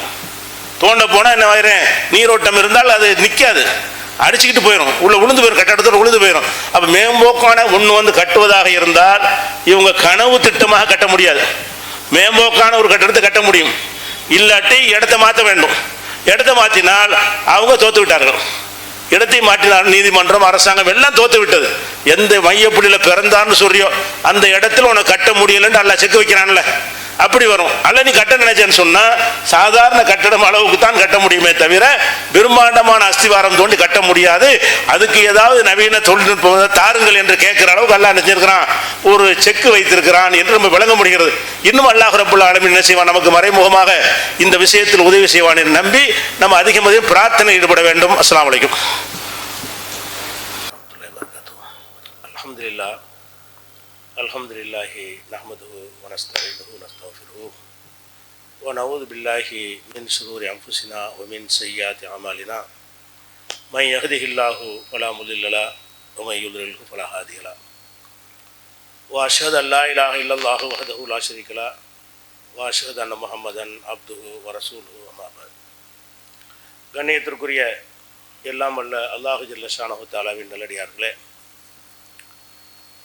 பாரம்பரிய பெருமை அடிப்பது இஸ்லாத்தில் அனுமதி இல்லை என்பதை கடந்த வாரங்களாக பார்த்து வருகிறோம். அதுபோல இன்னொரு போலியான பெருமை என்னவென்று சொன்னால், நாம் பேசுகிற மொழியின் அடிப்படையில் நம்மை உயர்வாக கருதுவது. இந்த மொழி பேசினால் அவன் சிறந்தவன், உயர்ந்தவனாக இருக்கிறான், எங்கள் மொழிக்கு பாரம்பரியம் இருக்கிறது என்றெல்லாம் சொல்லி அந்த மொழியின் அடிப்படையில் தம்மை உயர்வானவர்களாகவும் மற்ற மொழி பேசுகிற மக்களை இழிவாகவும் கருதக்கூடிய ஒரு தன்மை பரவலாக இருக்கிறது. அந்த நோய் வந்து நம்ம சமுதாய மக்கள் மத்தியில் கூட, தமிழ் மக்கள்கிட்ட கூட கொஞ்சம் அதிகரித்து வருவதை பார்க்கிறோம். மொழியை பொறுத்த வரைக்கும் இஸ்லாத்தின் நிலைப்பாடு என்ன என்றால், எல்லா மொழிகளுமே சமமானது தான். அனைத்து மொழிகளிலையும் இறைவன் தூதர்களை அனுப்பியிருக்கிறான், தூதர்களுக்கு வேதங்களை வழங்கியிருக்கிறான். அந்த தூதர்கள் எந்த மொழி பேசியிருப்பார்கள், எந்த பகுதியில் அனுப்பப்பட்டார்களோ அந்த பகுதியில் உள்ள மொழியைத்தான் பேசியிருப்பார்கள். அவர்களுக்கு வழங்கப்பட்ட வேதம் எந்த மொழியில் இருக்கும், அவங்க எந்த மொழி பேசுகிற மக்களுக்கு அனுப்பப்பட்டார்களோ அந்த மொழியில் தான் வேதமும் இருக்கும். அப்போ அல்லாஹ்வுடைய வேதம் வந்து உலகத்தில் எல்லா மொழிகளுக்கும் கொடுக்கப்பட்டிருக்கிறது. எல்லா மொழிகளுக்கும் இறைவன் தூதர்களை அனுமதித்திருக்கிறான். இதை திருக்குர்ஆனில் கூட அல்லாஹ் சொல்லி காட்டுகிறான், ஒமா அர்சல்னா மிர் ரசூலின் இல்லா பிலிசானி கௌமிஹி. எந்த ஒரு தூதரை நம்ம அனுப்பினாலும் அந்த சமுதாயம் என்ன மொழி பேசுகிறார்களோ அந்த மொழி பேசக்கூடியவராகத்தான் தூதரை அனுப்பினோம். தமிழகத்திற்கு ஒரு தூதரை அனுப்புவதாக இருந்தால் அவர் தமிழ் பேசுவராக இருக்கணும், அப்போ தான் தமிழ் மக்களுக்கு புரிய வைக்க முடியும். அதே மாதிரி ஒவ்வொரு மொழி பேச மக்களுக்கும் இறைவன் பல தூதர்களை அனுப்பியிருக்கிறான். இறுதியாக முகமது ஸல்லல்லாஹு அலைஹி வஸல்லம் அனுப்புனதுனால அவங்களுக்கு பிறகு தூதர் வரல. முகமது ஸல்லல்லாஹு அலைஹி வஸல்லம் கடைசி நபி என்ற காரணத்தினால் அவங்களுக்கு பிறகு உலகத்தில் தூதர் இல்லை. ஏதாவது ஒரு மொழியில் தான் அனுப்ப வேண்டும் என்பதற்காகத்தான் அரபு மொழியில் அனுப்பினானே தவிர அரபி தான் உலகத்தில் சிறந்த மொழி, அந்த மொழி தான் தேவ பாஷை என்பதற்காக அனுப்பப்படவில்லை. அப்படி இருந்திருந்தால் எல்லா மொழி பேசக்கூடியவர்களுக்கு தூதர் அனுப்பியிருக்க மாட்டான், எல்லா மொழி பேசுகிற வேதங்களை அல்லாஹ் அனுப்பியிருக்க மாட்டான். அப்போ இஸ்லாத்தினுடைய பார்வையில் எந்த மொழி பேசினாலும் அது அனைத்துமே இறைவனால் விரும்பத்தக்க ஒரு மொழி தான். இந்த மொழியை நான் பேசுகிறேன் என்ற காரணத்தினால் சிறப்பு இருக்கிறது சொல்லவே கூடாது. ரசூல் ஸல்லல்லாஹு அலைஹி வஸல்லம் அவர்கள் தம்முடைய இறுதி பேருரையில், ஹஜ்ஜில் இறுதி பேருரை நிகழ்த்துகிறார்கள். அதில் 23 வருஷம் செஞ்ச சாராம்சத்தை எல்லாம் சாறு பிழிந்து மக்களுக்கு சொல்லும் பொழுது அதில் முக்கியமாக சொன்ன போதனை என்ன? லா ஃபضل அரபியின் அலா அஜமியின், அரபு மொழி பேசுகிற யாருக்கும் வேற மொழி பேசுகிற மக்களை விட சிறப்பு கிடையாது. நீங்கள் அரபியர்கள், நீங்கள் சிறந்தவர்கள் என்று உங்களை நினைக்காதீர்கள். வேற மொழி பேசுகிறவர்களை விட உங்களுக்கு மொழியால் எந்த சிறப்பும் கிடையாது என்று இறுதி பேருரையில் அந்த மக்களுக்கு சொன்னார்கள். இந்த மொழி வரியில் எந்த மொழிக்காரரை மிஞ்சக்கூடியவர்கள் அரபிகள். ரசூல் ஸல்லல்லாஹு அலைஹி வஸல்லம் காலத்தில் மொழி வரியின் உச்சமே அவங்களுக்கு தான். மொழி வரிக்கு உதாரணம் காட்டலாம். அதனால்தான் வேற மொழி பேசுகிறவர்களுக்கு அவர்கள் அஜமின்னு சொன்னார்கள். அஜமினா ஊமை. அதாவது நம்ம பாஷையெல்லாம் ஒரு பாஷையை ஏற்றுக்கிற மாட்டாங்க. அரபிக்கு எதிர்ப்பதை என்னன்னு கேட்டால் அஜமி. அஜமின்னா கால்நடைக்கு சொல்லுவாங்க, ஊமைக்கு சொல்லுவாங்க. அப்போ கால்நடைகள் ஒரு கத்துமுல அது மொழின்னு எடுத்துக்கிறோமா? அந்த மாதிரி தான் உலகத்தில் உள்ள எல்லா பாஷை பேசக்கூடிய மக்களும் என்று அவர்களுடைய நம்பிக்கை இருந்த காரணத்தினால்தான் அரபிக்கு எதிர்ப்பதமாக அஜமின்னு சொன்னார்கள். அவ்வளவு மொழிவரி பிடித்த மக்களை பண்படுத்தித்தான் ரசூல் ஸல்லல்லாஹு அலைஹி வஸல்லம் சொல்றாங்க, நீங்க அப்படி சிறப்பு கொண்டாடாதீங்க, இதை வச்சு பெருமை அடிக்காதீங்க, மொழியினால் ஒருத்தன் சிறப்பு அடைய முடியாது என்பதை தெள்ள தெளிவாக சொல்லிவிட்டார்கள். இன்னும் சொல்ல போனால் இந்த பல மொழிகள் உலகத்தில் இருக்கிறது இறைவன் இருக்கிறான் என்பதற்கு அத்தாட்சி என்று அல்லாஹ் சொல்லி காட்டுகிறான். இஃப்திலாஃப் அல்சினத்திக்கும் வாழ்வானிக்கும், அவனுடைய அத்தாட்சிகளில் ஒன்றுதான் உங்களுடைய மொழிகள் வேறுபட்டு இருப்பது. இந்த மொழி உண்டாகி இருக்க முடியாது. அறிவு பிரகாரம் சிந்திச்சிங்கன்னு சொன்னால் நம்ம ஆதமுடைய மக்கள், ஆதம் என்ன மொழி பேசினாரு? அது அவங்க பிள்ளை பேசியிருப்பாங்க, அது அவங்க பிள்ளை பேசியிருப்பாங்க, அது அவங்க பிள்ளை பேசியிருப்பாங்க. கடைசி வரைக்கும் ஒரு மொழி தான் இருக்கணும். இப்போ நம்ம தகப்பனார் தமிழ் பேசுகிறோம், நம்ம தமிழ் பேசுகிறோம், நம்ம பிள்ளைகள் தமிழ் பேசுவாங்க, அவங்க பிள்ளைகள் தமிழ் பேசுவாங்க. இப்படி ஒரே ஒரு ஜோடி அல்லாஹ் படைத்திருக்கும் போது ஆதம் அலைஹிஸ்ஸலாம் என்ன பாஷை பேசினார்களோ அந்த ஒரு பாஷை தான் பிள்ளைகள்கிட்ட பேசியிருப்பாரு, அந்த பிள்ளைகள் அவங்க பிள்ளைகிட்ட பேசியிருப்பாங்க. அப்போ கடைசி வரைக்கும் அந்த ஒரு மொழி தான் இருக்க வேண்டும். நீங்கள் சிந்தித்து பார்த்தால் பல மொழி வர சான்ஸே இல்லை. ஆனால் அல்லாஹ் என்ன செய்கிறான்? நான் வேணும்னு செஞ்சேங்கிறான். பல மொழிகளை உண்டாக்க லாஜிக் இல்லாவிட்டாலும் பல மொழிகளை உண்டாக்கி இருப்பது நான் ஒருத்தன் இருக்கிறேங்கிற ஆதாரம். இறைவன் ஒருத்தர் இருந்து செய்யவில்லை என்று சொன்னால் உலகம் பூரா ஒரு மொழியாகத்தான் இருக்கும். ஏன்னா ஒரு மொழி பேசக்கூடிய வாரிசுகள் அந்த மொழியில் தான் இருப்பார்கள். அது அல்லாஹ் தன்னுடைய அத்தாட்சி ஆயாத்திகி, அல்லாஹுடைய அத்தாட்சிகளில் உள்ளது தான் இஃப்திலாஃபு அல்சினத்திக்கும், உங்களுடைய மொழிகள் மாறுபட்டு இருப்பதும் ஒரு அல்லாஹ் செஞ்ச வேலை. இறைவன் ஒரு இருந்து இதை செய்கிறான், இப்படி அல்லாஹ் சொல்லி காட்டுகிறான். அதனால பல மொழிகள் இருக்க வேண்டும் என்று அல்லாஹ் விரும்பி அனைத்து மொழிகளுக்கும் மரியாதை கொடுத்துத்தான் அல்லாஹ் அந்தஸ்தை வழங்கி இருக்கிறான். இதற்கு மாற்றமாக என்ன செய்யறாங்கன்னு கேட்டா, இந்த மொழி பேசினா நான் சிறந்தவன் என்கிற ஒரு சிந்தனை தமிழர்கள் மத்தியிலும் இருக்கிறது, அரபியர் மத்தியில் இன்னைக்கும் இருக்கிறது. இவ்வளவு பண்பட்டு வந்த பிறகு கூட அரபு சமுதாயத்தை எடுத்துக்கிட்டீங்கன்னு சொன்னா அவனுக்கு இன்னைக்கும் மொழிவரி இருக்குது, உச்சத்தில் இருக்குது. நகுனுல் அரபுன்னு தான் சொல்லுவான். எகிப்து இஸ்ரேல் போர் வரும்போது கூட நாமெல்லாம் முஸ்லீம்கள் என்று ஒன்று திரட்டலை, நாமெல்லாம் அரபிகள் என்று தான் ஒன்று திரட்டுகிறோம். அந்த அரபிகள் என்கிற அந்த மொழியால் பெருமை அடிக்கக்கூடிய ஒரு தன்மை அரபுகள்கிட்ட அதிகமாக இருக்கிறது. ஆனால் இஸ்லாத்தில் கிடையாது. இஸ்லாத்தின் அடிப்படையில் அரபு மொழி குர்ஆன் அருளப்பட்டு இருந்தாலும் அதுதான் உயர்ந்த மொழி என்று ரசூல் ஸல்லல்லாஹு அலைஹி வஸல்லம் சொல்லலை. இன்னும் சொல்ல போனால் மொழிகளை பொறுத்த வரைக்கும் எல்லா மொழியும் சமமாக இருக்காது. நிச்சயமாக வித்தியாசம், அதை மறுக்க முடியாது. சில மொழிகளுக்கு நீண்ட கால பாரம்பரியம் இருக்கு, எப்போ தோன்றியது என்று தெரியாது. அப்படிப்பட்ட மொழிகளும் இருக்கிறது. இத்தனை வருஷத்துக்கு முன்னாடி அந்த மொழி வந்தது என்று கண்டுபிடித்த மொழிகளும் இருக்கிறது. பல இலக்கியங்கள் கொண்ட மொழிகளும் இருக்கிறது, இலக்கியமே இல்லாத மொழிகளும் இருக்கிறது, எழுத்து வடிவம் இல்லாத மொழிகளும் இருக்கிறது, பேச்சில் மட்டும்தான் இருக்கும், எழுத்து வடிவம் உள்ள மொழிகளும் இருக்கிறது. இப்படி உலகத்தில் பல மொழி இருந்தாலும் அந்த மொழிகளுக்கு மத்தியில் கண்டிப்பாக வேறுபாடு இருக்கிறது. சில மொழிகளில் இலக்கியம் கூடுதலாக இருக்கும், சில மொழிகளில் ஒரு கருத்துக்கு பல சொற்கள் இருக்கும், சில மொழிகளில் ஒரு கருத்துக்கு ஒரு சொல்லு தான் இருக்கும். இப்படி மொழிகள் என்று வித்தியாசப்பட்டு இருக்கிறது. அந்த மொழிகள் வித்தியாசப்பட்டு இருந்தாலும் அதை பேசுறதுனால சிறப்பு வருமா? அதான் கேள்வி. மொழியில் வித்தியாசம் இருக்கிறது, எல்லா மொழியும் சமம் கிடையாது. அந்த மொழியில் நிறைய இலக்கியங்கள் படைத்த ஒரு மொழியும் இலக்கியங்கள் கம்மியாக உள்ள மொழியும் சமமானு கேட்டால் அந்த மொழியில் வித்தியாசம் இருக்கலாம். அந்த மொழி உங்களுக்கு கிடைத்தது எப்படி கிடைத்தது? இங்கே பிறந்ததனால் கிடைத்தது. தமிழ் கூறும் தாய் தந்தைக்கு நீங்கள் பிறந்ததால் அந்த மொழி உங்களுக்கு கிடைத்ததா? நீங்கள் கஷ்டப்பட்டு இந்த தமிழுக்கு தான் நான் பிறக்க வேண்டும், நான் தமிழனாகத்தான் வாழ வேண்டும் என்று தேர்ந்தெடுத்து வந்தீங்களா? உங்களுடைய பெற்றோர்கள் நீங்கள் பிறக்கிறதுக்கு முன்னாடி அமெரிக்காவுக்கு போயிருந்தார்கள் என்று சொன்னால் நீங்கள் ஆங்கிலம் பேசியிருப்பீர்கள். அவர்கள் அரபு நாட்டுக்கு போயிருந்தால் நீங்கள் அரபி பேசியிருப்பீர்கள். அவர்கள் பங்களாதேஷுக்கு போயிருந்தால் அவர் வங்காளம் பேசியிருப்பீர்கள். உங்கள் பெற்றோர்கள் எதை பேசினார்களோ அதன் அடிப்படையில் உங்களுக்கு இந்த மொழி வந்ததா, அல்லது உலகத்தில் உள்ள மொழியெல்லாம் ஆய்வு செய்துவிட்டு இதுதான் சிறப்பான மொழி, அந்த மொழியை நம்ம தேர்ந்தெடுத்து வந்ததா? தேர்ந்தெடுத்தால் பெருமையுடைய அர்த்தம் இருக்குது. உங்களுக்கு எந்த ஒரு அந்த மொழியை நீங்கள் பெற்றதில் உங்களுக்கு உரிமையே கிடையாது, உங்களுக்கு உழைப்பு கிடையாது, உங்களுடைய திட்டமிடுதல் கிடையாது, உங்களுக்கு பங்கே கிடையாது. அப்படியான ஒரு மொழியை வைத்துக்கொண்டு இந்த மொழி பேசுவதால் நான் சிறந்தவன் என்று வாதிடலாமா? அது இஸ்லாம் தகர்த்தெறிந்த ஜாகிலியா, அறியாமை காலத்து வழக்கம். இன்னும் சொல்ல போனால் இந்த மொழி சிறப்புலாம் சொல்றாங்களே, அதெல்லாம் இலக்கியத்துக்கு தான். இலக்கியங்களில் தான் அந்த இலக்கியத்தை விட இந்த இலக்கியம் மேலானது என்று நீங்கள் பெருமை அடிக்க முடியும். நம்ம பேசுகிற பேச்செல்லாம் அந்த மொழியா? நீங்கள் தமிழாக பேசிக்கிட்டு இருக்கிறோம். நாம் பேசுகிற தமிழ் வள்ளுவர் பேசின தமிழா?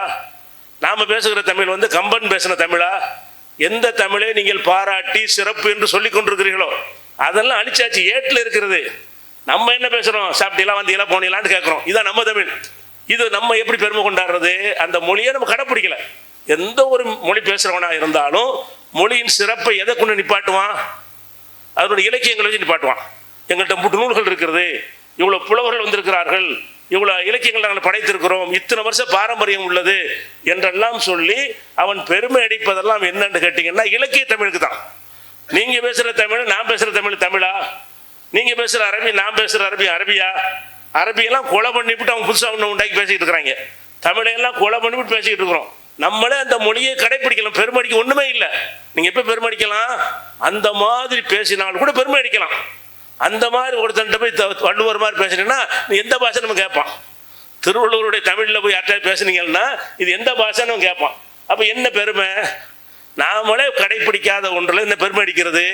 ஒரு கருத்தை சொல்வதற்கு உள்ளதான் ஒரு மொழி, அவ்வளோதான். மொழினா என்ன அர்த்தம்? இந்திக்காரன் சாப்பிட்டியான்னு கேட்பான், அவன் இந்தியில் கேட்கறது இவனுக்கு விளங்கும். தமிழ்காரன் சாப்பிட்டியான்னு கேட்டால் விளங்குமா விளங்காதா? உருதுக்காரன் உருதுல கேட்டால் விளங்கும்ல? அரபிக்காரன் அரபி எல்லாம் ஒரே அர்த்தம் தானே. சாப்பிட்டீங்களாங்கிற இந்த வார்த்தையை எந்த பாஷையில் நீங்கள் கேட்டாலும் அந்த பாஷை அறிந்தவர்கள் ஒரே மாதிரி தான் புரிந்து கொள்வார்கள்.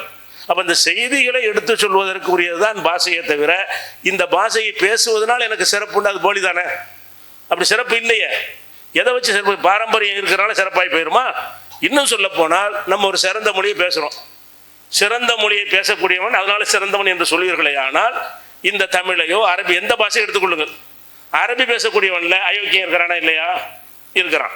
திருடன் இருக்கிறான்ல, நல்லவன் இருப்பான், ஏமாத்துக்கிறான் இருக்கிறான்ல. அந்த மொழியை பேசக்கூடியவன்ல பலதரப்பட்ட ஆட்கள் இருக்கிறாங்களா இல்லையா?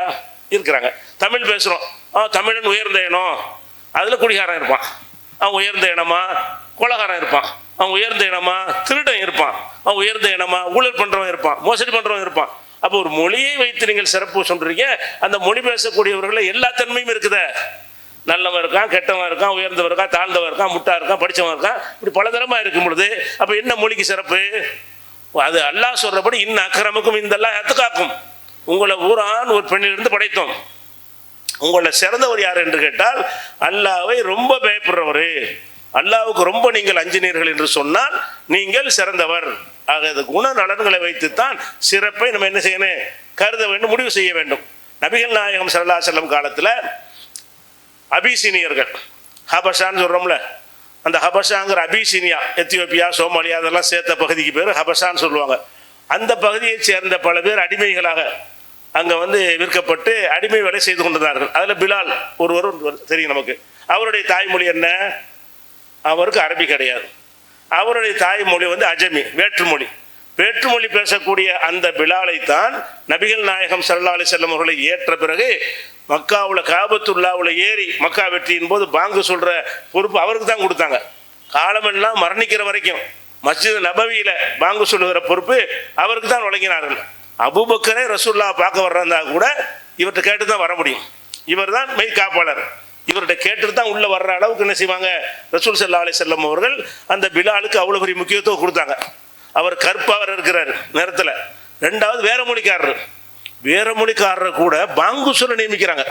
உன் தாய்மொழி அரபி கிடையாது, நீ பாங்கு சொல்லக்கூடாது, அரபி தான் பாங்கு சொல்லணும். அரபியில் சொல்ல வாசகம் தானே, அரபியில் சொல்லுகிற வாசகத்தை அரபி தெரிஞ்சவன் தான் சொல்ல வேண்டும். நீ வந்து கற்றுக்கிட்ட ஒரு ஆள், நீ பூர்வீகத்தில் உன்னுடைய தாய்மொழி அரபி இல்லை என்று சொன்னார்களா? அவரே பாங்கு சொல்ல நியமித்தார்களா? பாங்கு சொல்ல நியமித்து அவ்வளோ நெருக்கத்தை கொடுத்து சம்மட்டி அடி அடித்தார்கள். எதுக்கு? மொழி வெறிக்கு, நிறவெறிக்கு. இந்த ரெண்டு வெறியும் மிகைத்திருந்த அந்த சமுதாயத்தில் இப்படியான ஒரு வேலையை செய்வதன் மூலமாக மரணஅடி கொடுத்த காட்சியை நம்ம பார்க்கிறோம். எந்த அளவுக்கு என்றால், நபிகள் நாயகம் ஸல்லல்லாஹு அலைஹி வஸல்லம் அவர்களுக்கு பிறகு அபூபக்கர் ஆட்சிக்கு வர்றாங்க. அபூபக்கர் தான் இவரை பிலாலை விலைக்கு வாங்கி விடுதலை செஞ்சவர். அவர் ஒரு அடிமையாக இருந்தார். அடிமையாக இருக்கும் பொழுது அந்த எஜமான் ரொம்ப கொடுமைப்படுத்துகிறான். எதுக்கு கொடுமைப்படுத்துகிறான்? இஸ்லாத்தை ஏற்றுக்கிறதுக்கு தானா, வேற கொடுமை இல்லை, வேலை வெட்டியில் உள்ள குறை இல்லை. இஸ்லாத்தை ஏற்றுக்கொண்ட காரணத்தினால் நீ இந்த லா இலாஹ இல்லல்லாஹ் சொல்லாத, உன்னை நான் ஒன்றும் செய்ய மாட்டேங்கிறான். அவர் முடியாது, அகதுங்கிறாரு. ஒருத்தன் தான், ஏகன் தான். நீ எவ்வளோ அடித்தாலும் உதைச்சாலும் சுடுமணலில் கிடத்தினாலும் இவனை துன்புறுத்தினாலும் அந்த கொள்கையில் தடம் புரள மாட்டேன்னு சொல்கிறாரு. இப்போ அபூபக்கர் அவர்கள் போகும்போது வரும்போது இதை பார்க்குறாங்க. இந்த பிலால் என்பவரை அவனுடைய முதலாளி படுத்தக்கூடிய கொடுமையெல்லாம் பார்த்து விட்டு அவன்கிட்ட பேரம் பேசி என்ன விலைக்கு அவர் நீ எனக்கு வித்துரு, நான் வாங்கிக்கிறேன் என்று சொல்லி விற்கிற வழக்கம் இருந்துச்சு. மனிதர்களை அடிமையாக கருதக்கூடிய அந்த காலத்தில் விலை பேசி வித்து விடுவார். என்கிட்ட உள்ள அடிமை இருந்தால் ஆடு மாடை விற்கிற மாதிரி வித்துருவாங்க. பிறகு இஸ்லாம் ஒழிச்சு கட்டிச்ச தன்மை இல்லாமல் ஆக்கிருச்சு. ஆனால் ஆரம்ப காலத்தில் இருக்கும் பொழுது பிலாலை விலை பேசி வாங்கி அதிக விலை கொடுத்து சொல்கிறாங்க. அந்த விலைக்கு வாங்கி இன்னோடு நீ சுதந்திரமாக இருந்துக்க, எனக்கு நீ அடிமை இல்லை, யாருக்கு அடிமை இல்லை என்று அவரை விடுதலை செய்கிறாங்க. விடுதலை செஞ்சதுக்கு பிறகு உமர் ரலியல்லாஹு அன்ஹு ஆட்சிக்கு வர்றாங்கல்ல, அப்போ சொல்கிறாங்க உமர் ரலியல்லாஹு அன்ஹு அவர்கள் பிலாலை பற்றி, என்னுடைய செய்யுது தலைவர் தக்க செய்யுதுனா, எங்களுடைய தலைவர் யார்? அபூபக்கர் சொல்கிறாங்க, செய்யுதனா எங்களுடைய தலைவர் பிலாலை விடுதலை செஞ்சார், செய்யுதுங்கிறாங்க. எங்களுடைய தலைவராக அபூபக்கர், எங்களுடைய தலைவராக பிலாலை விடுவித்தவர் அடிமையாக இருப்பவரை விலைக்கு வாங்கி வித்தாருங்கிறாங்க. அப்போ உமர் அபூபக்கரையும் செய்துன்னு சொல்ல முடியுது. இந்த அடிமையாக இருந்தார் பிலாலு, அவரையும் செய்யுதுங்கிறார். செய்யுதுன்னா தலைவர், எங்களுக்கெல்லாம் ஒரு முன்னோடி. நாங்கள்லாம் இஸ்லாத்துக்கு வருவதற்கு முன்னாடி இஸ்லாத்தை ஏற்று தியாகம் செய்த முன்னோடி அவர் என்ற காரணத்தினால் அபூபக்கரும் எங்களுக்கு செய்யுது தலைவர், இந்த பிலாலும் தலைவர். இந்த தலைவரை அந்த தலைவர் விடுதலை செய்தார் என்று அதை பெருமையாக சொல்லி காட்டுறாங்க. அப்போ அந்த உள்ளத்தில் எப்படியான எண்ணத்தை விதைச்சிருக்குது இஸ்லாம்? அந்த மொழி அடிப்படையில், நிற அடிப்படையில் யாரும் தாழ்த்தக்கூடாது, எல்லாரும் சம அந்தஸ்தில் உள்ளவர்கள் தான் என்பதை நிலைநாட்டிய காட்சியை பார்க்குறோம். அப்போ இந்த மாதிரி நபிகள் நாயகம் ஸல்லல்லாஹு அலைஹி வஸல்லம் அவர்கள் உருவாக்கின சமுதாயத்தில் மொழியை அடிப்படையாக வைத்து பெருமை அடித்தலுக்கு எந்த ஒரு இடமும் கிடையாது. இன்னும் சொல்ல போனால் ஒரு மொழிக்காரன், தமிழன், ஒரு அரபியன் அப்படின்னு எதை வச்சு தீர்மானிக்கிறாங்க? தீர்மானிக்கிறாருன்னா பாரம்பரியத்தை வச்சு தீர்மானிக்கிறீங்களா? அவனுக்கு அந்த மொழி பேசுகிறத வச்சு தீர்மானிக்கிறீங்களா? ஒருத்தன் மலையாளி தமிழ்நாட்டுக்கு வந்துட்டான், இங்கேயே சில ஆண்டுகள் இருந்து நம்மளை விட அழகாக தமிழ் பேசுகிறான். அந்த மொழியை பேசுகிறான், தமிழ் தானவன் இல்லைங்கிறானுவ. அவன் மலையாளியாக இருந்துட்டு போகிறான். மொழி என்பது பேசுவதை வைத்து அந்த பேர். தமிழன் எதை வச்சு சொல்கிறீங்க? அந்த பாஷை நீங்கள் பேசுகிறீங்க. மலையாளின்னு எதை வச்சு சொல்கிறீங்க? அந்த பாஷை நீங்கள் பேசுகிறீங்க. அந்த பாஷையை பேசுகிறவன் தான் தமிழன், மலையாளி என்று சொல்வதாக இருந்தால் இன்றைக்கு எப்படி ஒரு நோய் வந்துவிட்டது என்று சொன்னால், தமிழனுக்கே பிறந்த தமிழனாகவே இருக்கட்டும், அவன் வெளிநாடுக்கு போய்விட்டான், மொழியை மறந்து விட்டான், அவன் பிள்ளைகளை எல்லாம் ஆங்கிலமே பேசக்கூடிய மாற்றி விட்டான், அவன் தமிழனா? அவன் தமிழே இல்லை. தமிழை விட்ட ஒழிஞ்ச ஜாதி மாதிரி பார்க்குறாங்க. தமிழன் என்பது ஒரு ஜாதி, தமிழன் என்று ஒரு இனம் உண்டு, தனியே அவருக்கு ஒரு குணம் உண்டுன்னு சொல்கிறாங்க. தமிழன் ஒரு இனமா? அது பல இனங்கள் இருக்கிறது. இந்த தமிழனுக்குள்ளேயே பல ஜாதி இருக்கா இல்லையா? பல மதம் இருக்காங்களா இல்லையா? அப்போ ஒரு ஜாதி, ஒரு இனம், ஒரு குலத்துக்குள்ள பேரே கிடையாது தமிழன் என்பது. இன்னைக்கு தமிழன்கிற ஒரு பேர் எப்படி இஸ்லாமியர்கள் மத்தியில் ஊட்டப்படுதுன்னு கேட்டால், அன்றைக்கு அரபிகள்கிட்ட இருந்துச்சு அந்த மாதிரியான ஒரு வெறி இன்றைக்கு ஊட்டப்பட்டு கொண்டிருக்கிறது. தமிழன் என்ன பெருமையாக, நான் தமிழன்டா என்று பெருமையாக சொல்லக்கூடிய அளவில் எல்லாம் இருக்கிறது. இதை வச்சு பெருமை அடிக்காதீங்க. இந்த பெருமை, எல்லா பெருமையும் தடுக்கப்பட்டது தான். இது போலி பெருமை, இது ஒரு குவாலிஃபிகேஷன் கிடையாது. தமிழன் என்பது, மலையாளி என்பது ஒரு தகுதி கிடையாது. நீங்கள் அந்த மொழியில் பிறந்து விட்டீர்கள். அப்போ தமிழன் என்றால் யாருன்னு கேட்டால் அதுக்கு இலக்கணம் சொல்ல முடியல. என்ன இலக்கணம் சொல்கிறாங்க? தமிழனுக்கு பிறந்திருக்கணும். தமிழனுக்கு பிறந்து தமிழ் தெரியாட்டி தமிழன் தான் அவன். அது எப்படி தமிழன் ஆகும்? உங்கள் இலக்கணப்படி தமிழ் பேசலை, தமிழ் தெரியலை, அவன் கொள்ளு பாட்ட தமிழனாக இருந்தான், அவன் தமிழனுக்கு வேணான்ட்டு விட்டுட்டு போயிட்டான். தமிழை விட்டுட்டு போனவன்லாம் தமிழனில் வருவாங்க. வேறு மொழியில் பிறந்து அவன் இங்கே வந்து குடியேறி தமிழை கற்றுக்கிட்டான்னு சொன்னால் நீ தமிழன் கிடையாது. ஏன் தமிழன் கிடையாது? உன் தகப்பன் தமிழன் இல்லை. அப்போ தமிழ்ங்கிற மொழிக்காக நீங்கள் உரிமை கொண்டாடினால் அந்த மொழி அவன்கிட்ட இருக்குத. இவங்கிட்ட அந்த மொழி இல்லையே. தமிழனுக்கு பிறந்தவன்ட்ட தமிழ் மொழி இல்லை, வேற ஒருத்தனுக்கு பிறந்தவன் வந்து தமிழனா இருக்கிறான். அப்ப அந்த அந்தஸ்து கொடுக்கணும்ல, அதெல்லாம் கிடையாது. ஜாதி தானா தமிழன் என்பது அது பாரம்பரியமாக வரக்கூடியது, ஒரு ஜாதியாக ஒரு இனமாக கட்டமைக்கிற காட்சியை பார்க்கிறோம். இது உலகத்தில் எங்கேயும் இல்லாது, தமிழ் ஊர் மக்கள்கிட்ட மாத்திரம்தான் இந்த மாதிரியான ஒரு நோய் இருக்கிறது பார்க்கிறோம். அதனால தமிழ் மொழிக்கு உங்களுக்கு சிறப்பு 1000 சிறப்பு இருக்கலாம், உண்மையில் இருக்கிறது. தமிழ் மொழியுடைய அளவுக்கு பூர்வீகமான மொழிகள் ரொம்ப ரொம்ப ரொம்ப குறைவு தான். ஆரம்ப கால 5-6 மொழிகள்ல தமிழ் வரும், வந்துட்டு போகுது. அந்த மொழியுடைய சிறப்பெல்லாம் இலக்கியங்களுக்கு தான். சாதாரண மக்களுடைய பேச்சுக்கு என்ன சிறப்பு இருக்கிறது? அந்த இலக்கியங்கள் இதிகாசங்கள் அந்த காலத்திலே எழுதி வச்ச காரணத்தினால பழமையான மொழிகளுக்கு நிறைய நூல்கள் இருக்கும், புதுசாக வந்த மொழிகளுக்கு நூல்கள் கம்மியாக இருக்கும். அதனால் நிறைய இலக்கணங்கள் இலக்கியங்கள்லாம் எழுதப்பட்டது என்று சொன்னால் அது பண்டிதர்களுக்குரிய தமிழ், அது ஒரு சிறப்புன்னு எடுத்துக்கிறங்க, மறுப்பு கிடையாது. நீங்க பேசுவதனால உங்களுக்கு தகுதி வருமா, நடத்தையினால் வருமா? இந்த போலி பெருமை வருவதனால என்ன ஆகுதுன்னு கேட்டா, நிஜமாகவே நம்மிடம் வர வேண்டிய தகுதியில் போய் விடுகிறது. நான் தான் தமிழனா இருக்கிறேன்ல, நான் தான் அந்த குலமா இருக்கிறேன்ல, நான் அந்த கோத்திரமா இருக்கிறேன்லன்னு பெருமை அடிக்கிறான். அட இதனால பெருமை வராதுடா. நீ உன்னை நல்லவனாக்கிய, ஒரு கொடைவள்ளல் ஆகு, ஒரு அறிஞன் ஆகு, ஒரு விஞ்ஞானி ஆகு, ஒரு வணக்க வழிபாடு உள்ளவன் ஆகு. அதெல்லாம் பெருமைக்குரிய காரியங்கள், அதெல்லாம் ஒரு மனநிறைவு அடையக்கூடிய காரியங்கள். அந்த மாதிரியான காரியங்களை விட்டு அப்புறப்படுத்தி இது உன்னை மட்டும் வச்சுக்கிட்டே சிறந்தவங்கிறான். எந்த அளவுக்கு என்று கேட்டா, ஒரு தமிழனும் மலையாளியும் சண்டை. என்ன நம்ம என்ன செய்யணுதுல, என்னப்பா பிரச்சனை, ஓம் பக்கம் தப்பா, ஓம் பக்கம் தப்பா, யார் பக்கம் தப்புன்னு பார்த்து அந்த தவறு செஞ்சவனை கண்டிக்கணும்.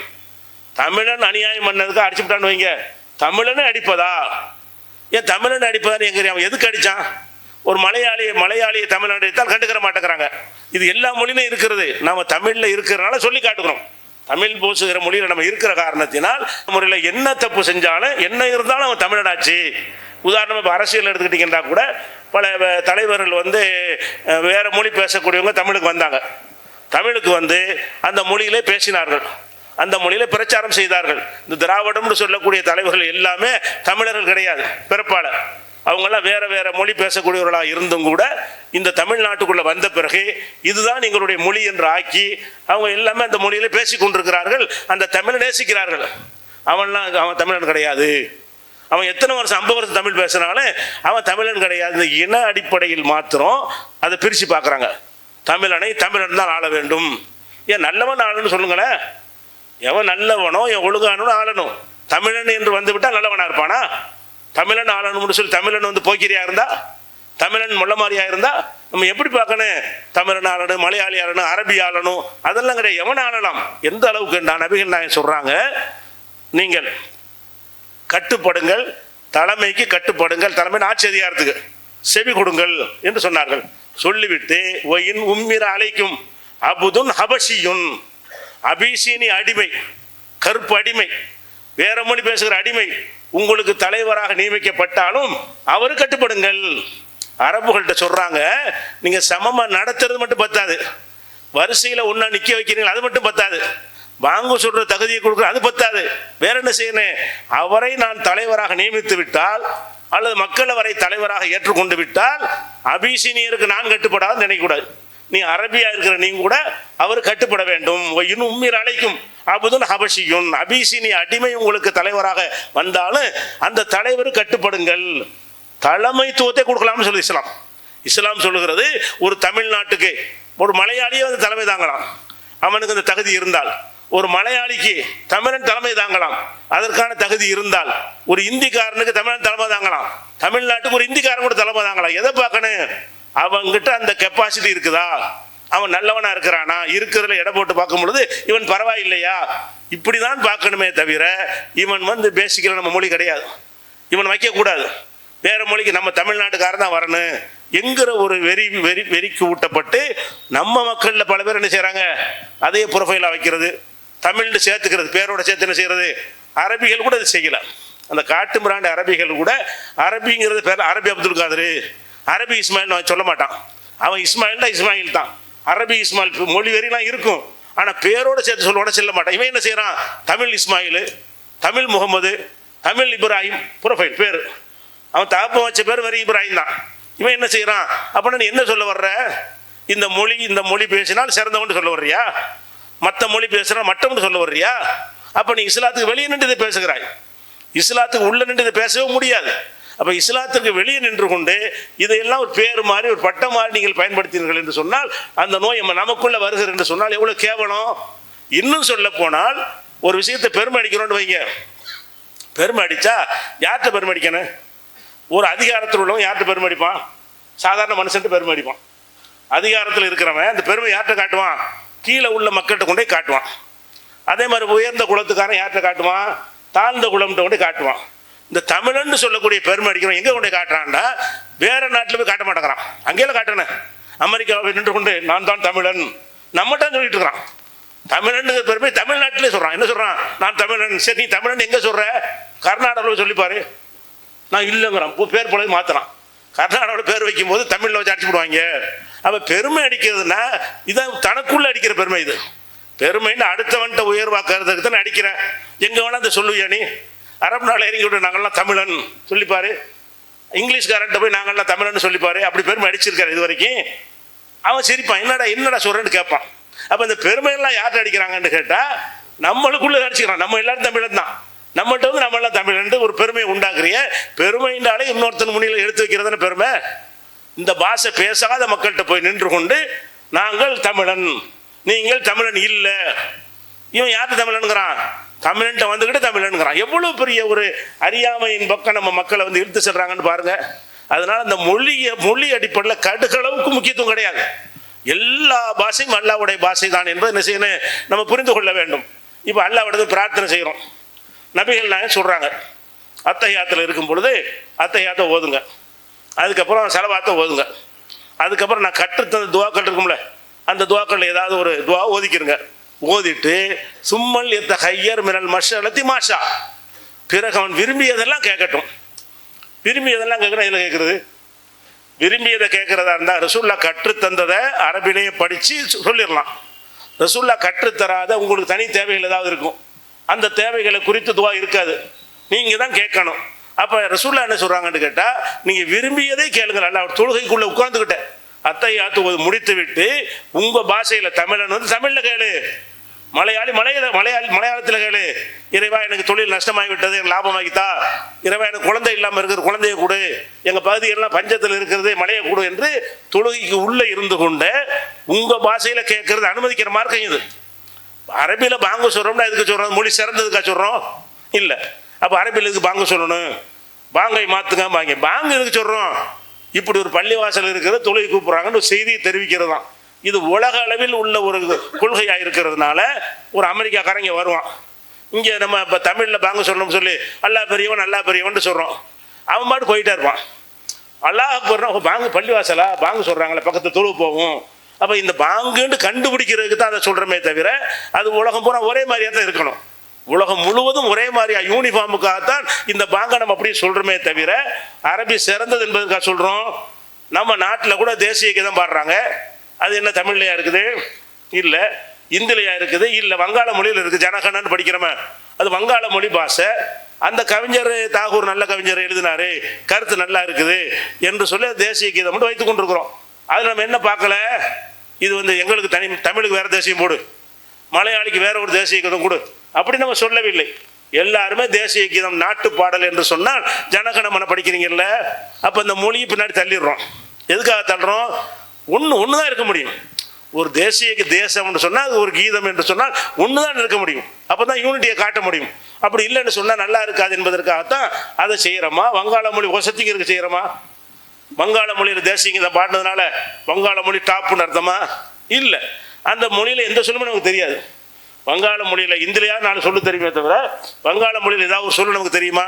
ஒன்றுமே தெரியாது. ஆனால் அந்த ஜனகணமன சொல்லு மட்டும் தெரிகிறது, அதை படிக்கிறோம். அப்போ இந்த மாதிரியான அடிப்படையில் தான் இஸ்லாத்தில் வந்து இந்த பாங்குகளும் அரபியில் இருக்கிறது.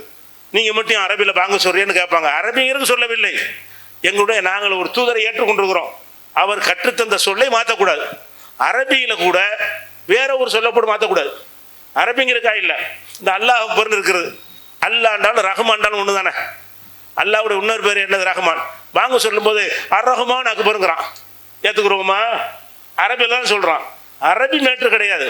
நபிகள் சொன்னது சொல்லணும். நீ அரபியில் கூட வேற வார்த்தையை சொல்ல முடியாது. அஷஹது அல்லாஹ் ஹய்யா அலல் ஸலாக்கு பதிலாக வாருங்கள் என்பதற்கு வேற ஒரு சொல்ல போட்டு அவன் வாங்க சொன்ன வாங்க மடாகாது. அப்போ நபிகள் நாயகம் ஸல்லல்லாஹு அலைஹி வஸல்லம் வாயிலிருந்து ஒன்றை கற்று தந்திருக்கிறார்கள். அது ஒரு யூனிஃபார்மாக இருக்க வேண்டும். தொழுகை ஜமாத் நடக்கிறது, அல்லாஹ் அக்பர்னா கையை தூக்குறோம், அல்லாஹ் அக்பர்னா குனிகிறோம், அல்லாஹ் அக்பர்னா நெத்தியை நிலத்தில் வைக்கிறோம். இதுல ஏன் அரபியில் சொல்றீங்கன்னு கேட்டால், இஸ்லாம் அரபு நாட்டோடு நிற்கிற மார்க்கமாக இருந்தால் அப்படி கேள்வி கேட்கலாம். இது உலகத்துக்கெல்லாம் உள்ள மார்க்கம். உலகம் போகும்போது ஒரு இமாம் தொழுவிக்கும் போது பல பாஷக்காரன் நிற்பான். அப்போ என்ன சொன்னால் குனியணும் என்பதற்கு ஒரே யூனிஃபார்ம் இருக்க வேண்டும். நான் இராணுவத்தெல்லாம் பயிற்சி கொடுக்கும் என்ன செய்வாங்க, லெஃப்ட் ரைட்டுமாங்கல்ல, அது போய் வலது இடதுன்னு சொல்லுவானா? லெஃப்ட் ரைட்டு தான் சொல்லுவான். லெஃப்ட்னா இடது, ரைட்டுனா வலதுன்னு சொல்லி அதை சொல்லி மார்ச் பண்ண முடியுமா? முடியாது. அது சொல்லக்கூடியது பலரும் கலந்திருக்கக்கூடிய ஒரு விஷய, சமுதாயத்துக்கு ஒரு செய்தி சொல்வதாக இருந்தால் ஏதாச்சும் ஒரு மொழின்னு சொல்லணும். அது முகமது நபிக்கு தெரிஞ்ச மொழி அரபி, அதனால் அந்த மொழியை சொல்லிட்டாங்க. அதை யூனிட்டுக்காக ஏற்றுக்கொள்றோமே தவிர அது உயர்வு என்பதற்காக ஏற்றுக்கொள்கிறோம் கிடையாது. உயர்வற்றது சமமான மொழி என்ற அடிப்படையில் தான் அதை நம்ம கருதுகிறோம். இதை புரிந்து இந்த மொழி வரியை தூக்கி எறிந்த நன்மக்களாக அல்லாஹ் நம்மை ஆக்கி அருள்வானாக. அஸ்ஸலாமு அலைக்கும்.